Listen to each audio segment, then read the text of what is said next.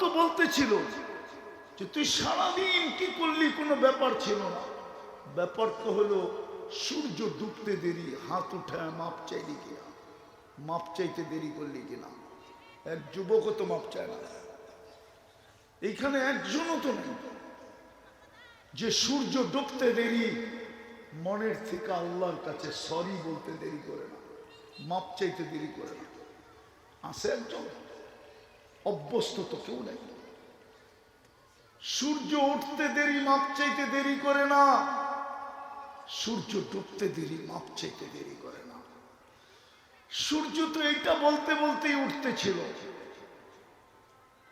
ফাক্তামিন আনা ইয়াউমুন জাদীদ, সুবর্ণ সুযোগ মনে কর আমি নতুন দিন।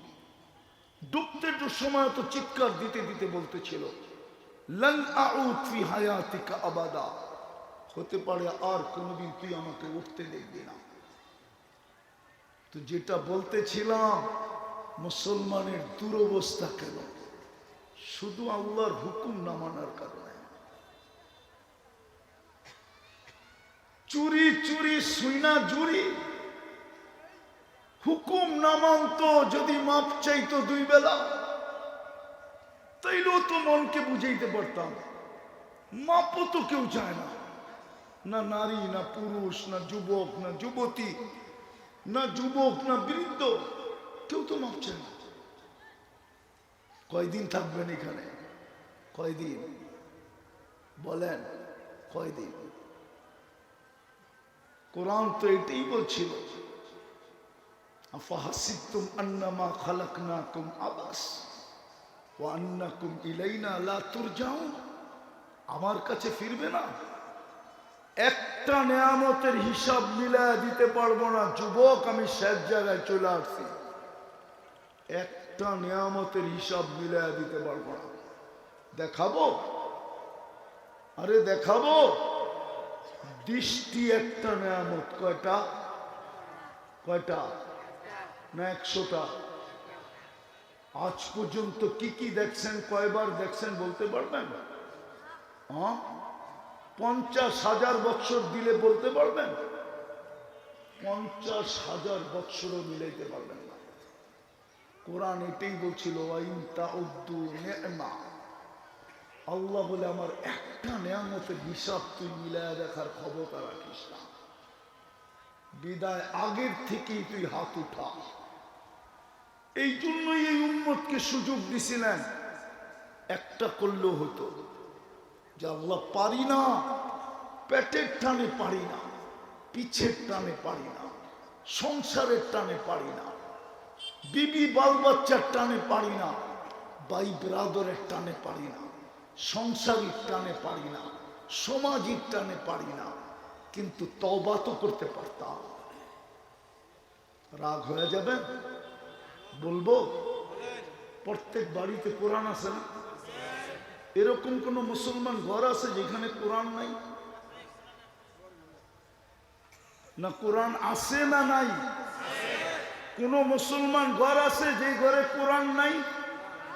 হ্যাঁ, আচ্ছা বলেন তো, ঘরে ঢুকলে প্রথম কোরআনটা নজরে পড়ে না টেলিভিশনটা নজরে পড়ে? হ্যাঁ হ্যাঁ, আপনি তো কোরআনটা চোখের সামনে রাখেন নাই।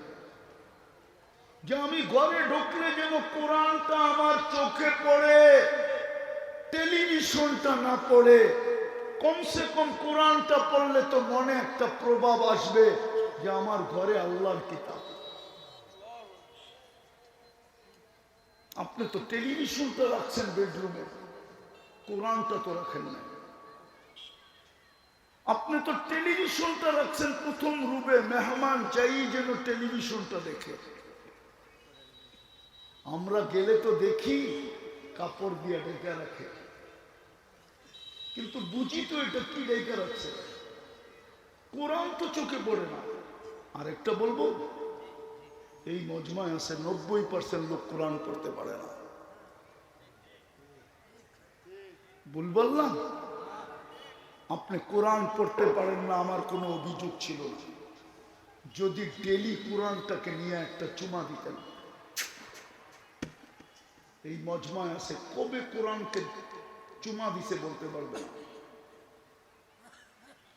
যুবক আছে এই মজমায়, কবে কোরআনটাকে ছুঁয়া দেখছে বলতে পারবে না, ছুঁয়া দেখছে। অথচ ডেলি 50 বার মোবাইল ছুঁয়া চুমা দেয়।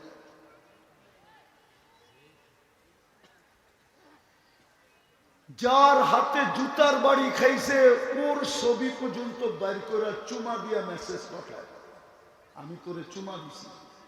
জিজ্ঞেস করেন ওদেরকে।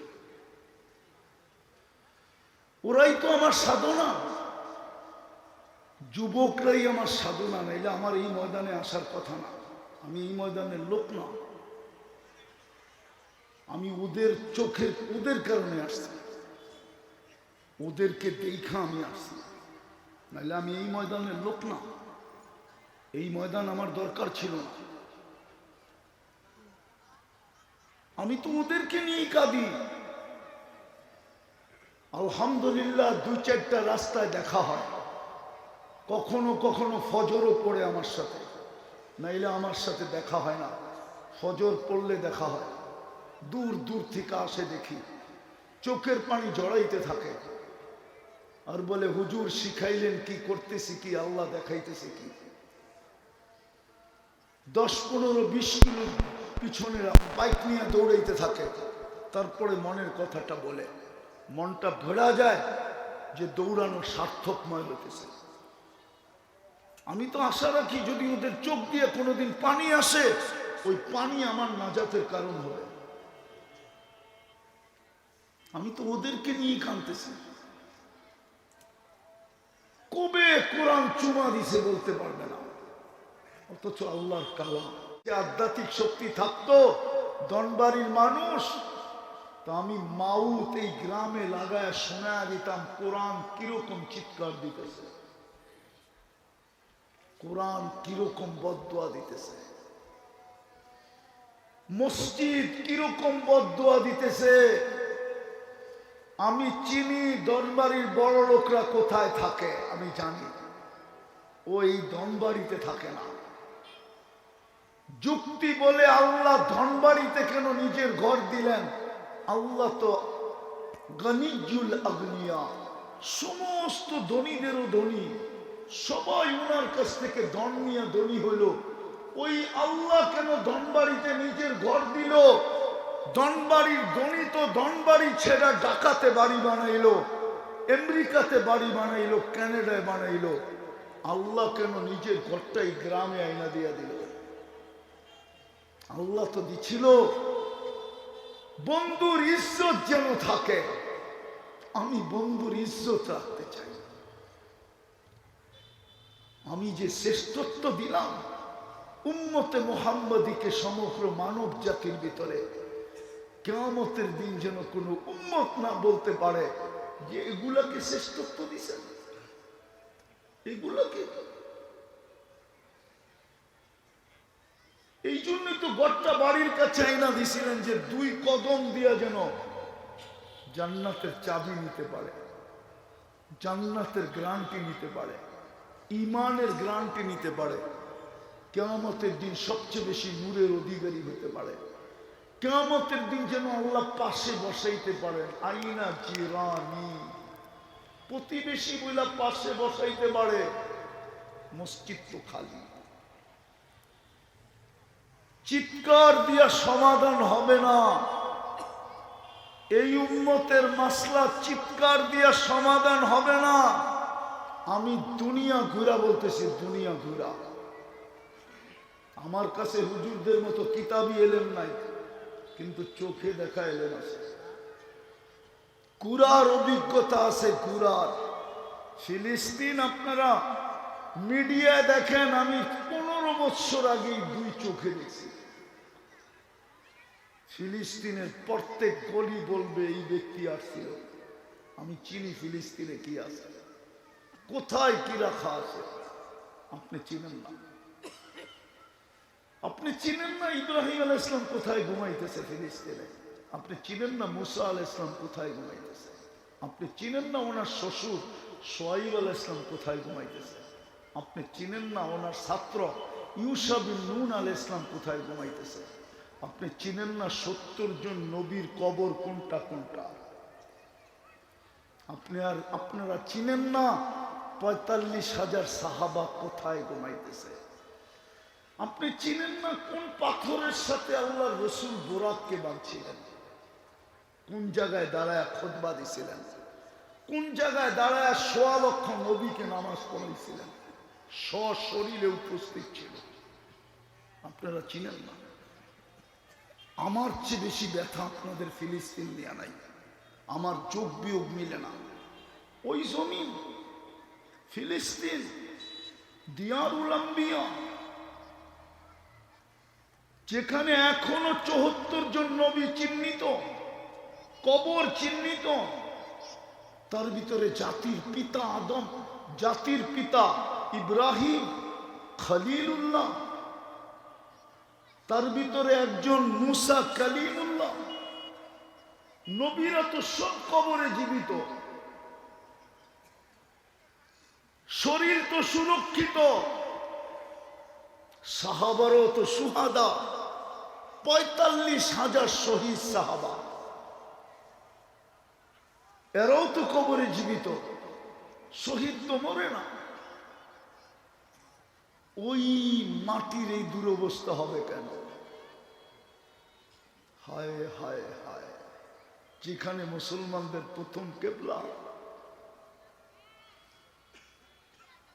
আসেন আল্লাহর হুকুম মানি, মানতে না পারলে আরেকটা কাজ করি, কমসে কম ডেলি আল্লাহর কাছে হাত উঠায় তওবা করি, তওবা, মাপ চাই। পারবেন? কে কে পারবেন দেখি? পাক্কা? তাইলে বলে দেন, আল্লাহ অতীত থেকে তওবা করলাম। বলেন, জোরে বলেন।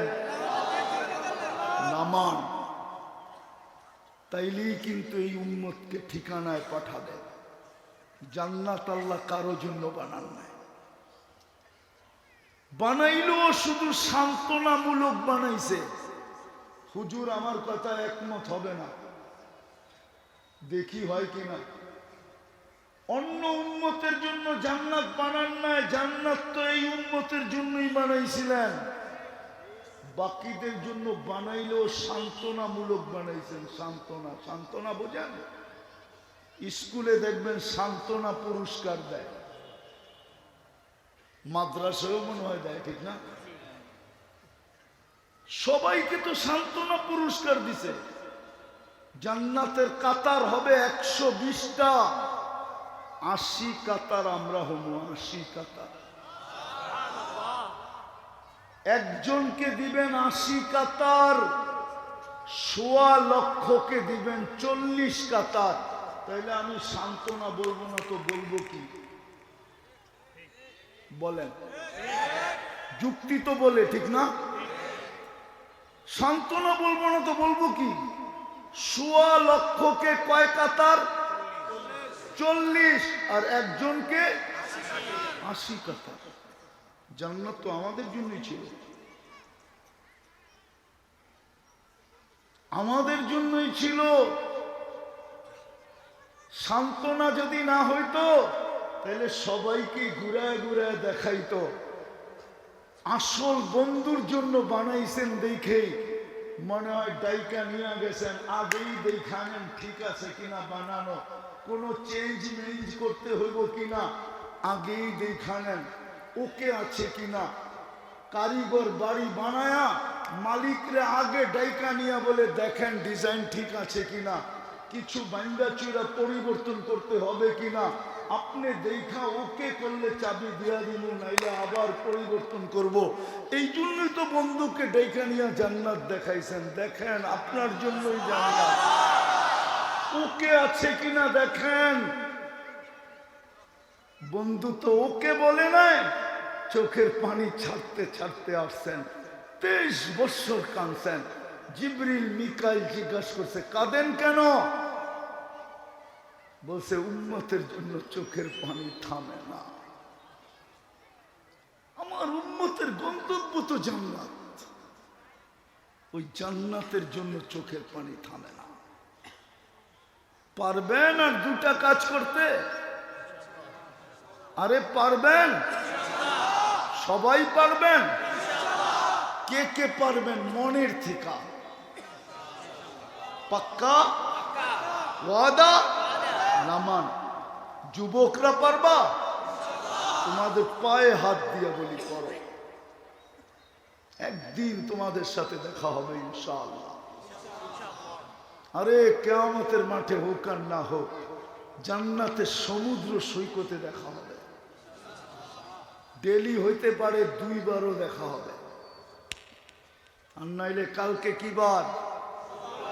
প্রতি শুক্রবারে আল্লাহ দাওয়াত খাওয়াবে, ওইখানে দেখা হবে।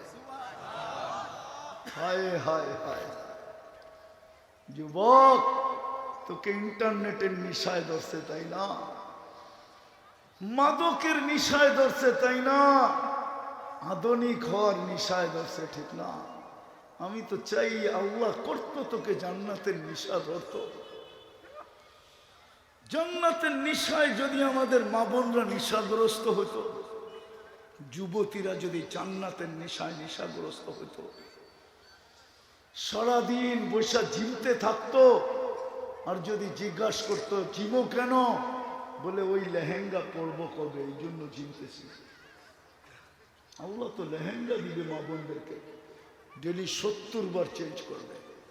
3 কিলোমিটার ঘেরের কুচি লাগানো থাকবে, ওই যে ঘের কুচি, 3 কিলোমিটার ঘেরের কুচি লাগানো থাকবে।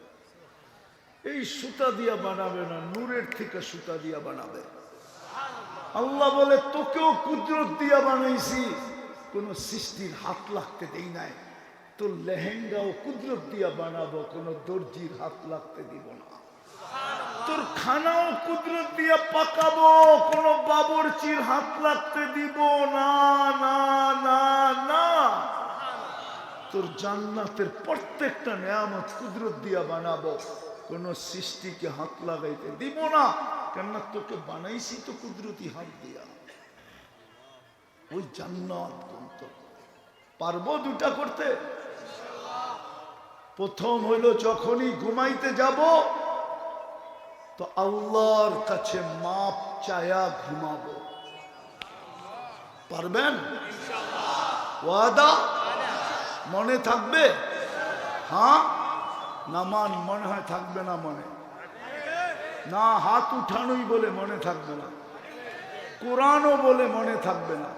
ওমা আনসানিহু ইল্লা শাইতান, কোরআনও বলে মনে থাকবে না। এই জন্য আমি একটা পদ্ধতি বলি, দেখেন মনে লাগে কিনা। যেইখানে ঘুমান, যাতে ঢুকলেই চোখে পড়ে একটা কাগজে লেখা টানায়া দেন, আমি মাপ চায়া ঘুমাবো। পারবেন? মাঝে মাঝে হইতে পারে শয়তান উঠায় ফালায়ও দিবে, আবার লাগান। যুবক, পায়ে হাত দিয়া বলি 6 মাস পর, 6 মাস পর্যন্ত আল্লাহ যেতে দিবে না। এর আগেই তুমি যা দেখবে, বলার জন্য তোমার মন ব্যাকুল হবে। পারবা? সারাদিন কি করলাম আমার বিষয় না। যখনই ঘুমাইতে যাব তখনই মাপ চায়া চোখ দুটা বন্ধ করব। হতে পারে একদিন ঘুমাবো আর উঠবো না, সুযোগ হাতের থেকে চলে যাবে।